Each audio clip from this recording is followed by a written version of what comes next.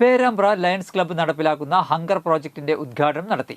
Lions international നടപ്പിലാക്കുന്ന വിശപ്പ് രഹിത പരിപാടിയുടെ ഭാഗമായി പേരാമ്പ്ര ലയൺസ് ക്ലബ്ബ് നടപ്പിലാക്കുന്ന ഹങ്കർ പ്രോജക്റ്റിന്റെ ഉദ്ഘാടനം നിർവഹിച്ചു.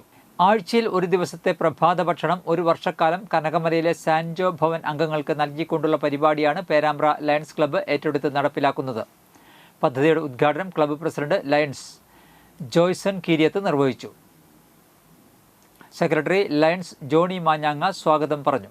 സിസ്റ്റർ ആംബ്രീസിയ നന്ദി രേഖപ്പെടുത്തി. Coordinator lions KO Varghese, board അംഗം lions KL Thomas, lions James Vadakkethala, lions Shaju Kottekkattukaran എന്നിവർ സംസാരിച്ചു.